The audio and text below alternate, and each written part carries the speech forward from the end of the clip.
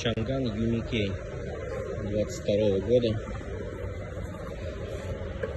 Под капотом у нас вот здесь основной ВИН-номер. Под лобовым регулирующий ВИН. Так, номер двигателя у нас вот в этой стороне, вот сюда, если смотреть.